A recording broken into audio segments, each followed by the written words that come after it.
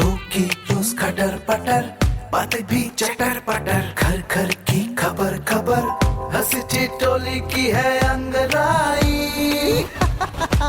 Radio Raju भाई, radio Raju भाई, radio Raju भाई, राज मिस्त्री का अपना रेडियो।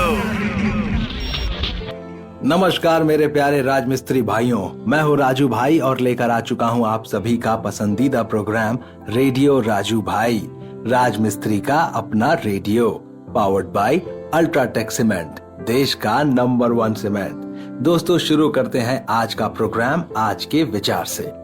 आज का विचार कहता है, गलतियां सबसे होती हैं, इस बात का ध्यान रखें और अपनी गलतियों का खुद से सुधार करें। गलती करने में दिक्कत नहीं है दोस्तों, दिक्कत तब शुरू होती है जब आप अपनी गलतियों से सीखते नहीं हैं और उसी गलती को दोबारा करते हैं। यह आपका फर्ज है, आपका अधिकार है और आपके लिए बेहतर है कि आप अपनी गलतियों से स्वयं सीखें और दोबारा उसे ना दोहराएं। दोस्तों अब रुक करते हैं दिल की बात की ओर और आज दिल की बात में मैं आपको बताने वाला हूं कि हम कैसे एक बेहतरीन बातचीत की शुरुआत करें। बातचीत हमारी जिंदगी का सबसे अहम हिस्सा है। हम परिवार के सभी सदस्यों से, अनजान व्यक्तियों से और काम काज में लोगों से बातचीत करते हैं। तो हमें कैसे अपनी बातचीत को बेहतर बनाना चाहिए? सबसे पहले दूसरे इंसान को यह महसूस करवाएं कि आपको उनका ख्याल है। दूसरों की सोच, उनकी भावनाएं और उनकी राय को अहमियत देना बहुत जरूरी है। अगर आप ऐसा करने में कामयाब हो जाते हैं तो आपको एक अनजान इंसान को भी अपना दोस्त बनाने में देर नहीं लगती। अगर दूसरों को लगता है कि बस आप अपने मन की ही करना चाहते हैं तो वे आपसे दूर होते जाते हैं। इधर उधर देखने की बजाय अपने शरीर को उनकी तरफ घुमाएं। उनकी आंखों में आंखें डालकर उनकी बात को ध्यान से सुने। पर यह भी ध्यान रखें कि हर इंसान को एक पर्सनल स्पेस की जरूरत होती है, इसलिए इस बात का ध्यान रहे कि जरूरत से ज्यादा दखल अंदाजी ना हो। नंबर 2, सवाल इस तरह पूछे जाएं कि सामने वाले को ऐसा ना लगे कि उसकी पूछताछ की जा रही है। बहुत सी बातचीत का सबसे पहला कदम होता है एक सवाल के पूछे जाने से, लेकिन कहीं पर भी सामने वाले को ऐसा महसूस नहीं होना चाहिए जैसे कि पुलिस स्टेशन में उससे सवालों की झड़ी लगा जांच पड़ताल की जा रही है। और इस बात का भी ध्यान रहे कि अच्छे से बातचीत करने के बाद ही सवालों को बीच में लाया जाए। इससे बुरा कुछ भी नहीं हो सकता कि सामने वाले को आपसे बात करके ऐसा लगे जैसे उसे 3rd डिग्री की सजा मिली हो। जरूरत से ज्यादा सवाल कई बार बातचीत की लय को तोड़ देते हैं और इंसान को अजीब सा महसूस होने लगता है। नंबर 3, मजाकिया बने। इसका मतलब ये नहीं कि आपको स्टैंड अप कॉमेडी करनी आती हो, बल्कि बातचीत के बीच में थोड़ा हंसी मजाक, थोड़े बहुत चुटकुले या फिर बातचीत के विषय को हल्का रखने के लिए हर संभव कोशिश करें। आपको इस बात को जानकर हैरानी होगी कि न जाने कितनी बातों की शुरुआत किसी मजाकिया किस्से से शुरू होती है। हंसना सबको पसंद है और हंसने से सामने वाला कंफर्टेबल महसूस करता है। माहौल को खुश मिजाज रखने का और लोगों को खुश रखने का इससे अच्छा तरीका शायद और कोई नहीं हो सकता। नंबर 4, ओपन एंडेड सवाल पूछें। ओपन एंडेड सवाल वो सवाल होते हैं जिनमें सवाल का जवाब हाँ या ना से ज्यादा होता है। ओपन एंडेड सवाल लोगों को बोलने का मौका देते हैं और बातचीत को आगे बढ़ाने का जरिया होते हैं। इसका मतलब ये है कि आप सामने वालों की बात सुनना चाहते हैं और उन्हें जानना चाहते हैं। इसलिए एक साधारण हाँ या ना के जवाब वाले सवालों से ओपन एंडेड सवाल बातचीत को दूर तक ले जाने में कई गुना सफल होते हैं। नंबर 5, बोलने की शैली। आप जो बोलते हैं उससे ज्यादा महत्वपूर्ण होता है किसी महत्वपूर्ण वक्ता की बातों को ध्यान से सुनना। जब आप उनकी बातों को ध्यान से सुनते हैं तब आपको पता चलता है कि वो सामने वाला व्यक्ति अपनी बातों से किस ओर इशारा कर रहा है।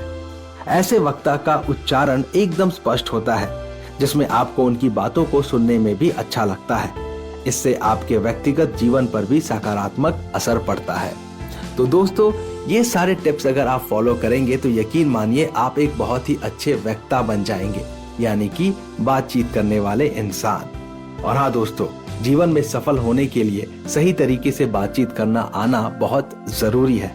तो उम्मीद करता हूँ कि आप इन सारे टिप्स को फॉलो करेंगे और जीवन में इसी तरीके से आगे बढ़ते रहेंगे।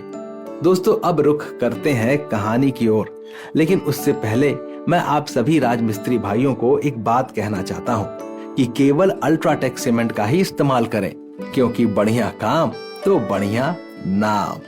अब रुख करते हैं कहानी की ओर, और आज की कहानी का नाम है अनोखी तरकीब। बहुत पुरानी बात है। एक अमीर व्यापारी के यहाँ चोरी हो गई। बहुत तलाश करने के बावजूद सामान न मिला और न ही चोर का पता चला। तब अमीर व्यापारी शहर के काजी के पास पहुंचा और चोरी के बारे में बताया। सब कुछ सुनने के बाद काजी ने व्यापारी के सारे नौकरों और मित्रों को बुलाया। जब सब सामने पहुंच गए तो काजी ने सबको एक एक छड़ी दी। सभी छड़ियां बराबर थीं, न कोई छोटी न बड़ी।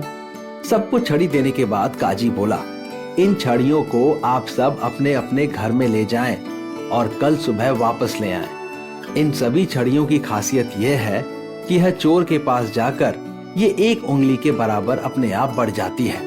जो चोर नहीं होता उसकी छड़ी ऐसी की ऐसी रहती है, न बढ़ती है न घटती है। इस तरह मैं चोर और बेगुनाह की पहचान कर लेता हूँ। काजी की बात सुनकर सभी अपनी छड़ी लेकर अपने अपने घर चले गए। उन्हीं में व्यापारी के यहाँ चोरी करने वाला चोर भी था। जब वह अपने घर पहुंचा तो उसने सोचा, अगर कल सुबह काजी के सामने मेरी छड़ी एक उंगली बड़ी निकली तो वो मुझे तुरंत पकड़ लेंगे, फिर न जाने सबके सामने कैसी सजा दें। इसलिए क्यों ना इस विचित्र छड़ी को एक उंगली काट दिया जाए ताकि काजी को कुछ भी पता नहीं चले। चोर यह सोच बहुत खुश हुआ और फिर उसने तुरंत छड़ी को एक उंगली के बराबर काट दिया। फिर उसे घिस घिस कर ऐसा कर दिया कि पता ही ना चले कि वो काटी गई है। अपनी इस चालाकी पर चोर बहुत खुश था और खुशी खुशी चादर तान कर सो गया। सुबह चोर अपनी छड़ी लेकर खुशी खुशी काजी के यहाँ पहुंचा। वहां पहले से काफी लोग जमा थे। काजी एक एक कर छड़ी देखने लगे। जब चोर की छड़ी देखी तो वह एक उंगली छोटी पाई गई। उसने तुरंत चोर को पकड़ लिया और फिर उससे व्यापारी का सारा माल निकलवा लिया और चोर को जेल में डाल दिया गया। दोस्तों, इस कहानी से हमें क्या सीख मिलती है? सबसे पहली बात कि चोरी करने वाला इंसान कभी खुश नहीं रह सकता। चोरी करना बहुत गलत है और इसका परिणाम आपको भुगतना पड़ता है। कैसे? जब आप चोरी करते हैं तो आपके मन में हमेशा एक डर, एक भय बना रहता है कि कहीं आप पकड़े ना जाएं, और वो डर और वो भय आपकी सुख शांति को ले भागता है। आप कभी सुखी रह ही नहीं सकते, कभी चैन की नींद आप सो ही नहीं पाएंगे, क्योंकि आपके मन में पहले से ही डर बसा हुआ है। तो दोस्तों, कभी भी चोरी जैसी गलत हरकत नहीं करनी है, ये बात आप याद रखिएगा। अब मैं लेने वाला हूं आप सभी से इजाजत, लेकिन उससे पहले आपको एक रोचक तथ्य जरूर सुनाऊंगा दोस्तों। और आज का रोचक तथ्य है कि जो टिड्डे होते हैं ना, टिड्डों के पेट में कान होते हैं। समझे आप? उनका कान जो होता है उनके पेट में लगा होता है। वहीं से वो वाइब्रेशन को महसूस करते हैं और कोई भी फ्रीक्वेंसी को सुन पाते हैं। जैसे हम आपकी बात, आप मेरी बात सुन पाते हैं, वैसे ही। दोस्तों, अब मैं लेने वाला हूं आप सभी से इजाजत। हम मिलेंगे अगले एपिसोड में नई बातचीत के सिलसिले के साथ। आप अपना ख्याल रखें और मुझे इजाजत दें। शुक्रिया दोस्तों। रेडियो राजू भाई, रेडियो राजू भाई, रेडियो राजू भाई, राज मिस्त्री का अपना radio. Brought to you by Ultratech Cement.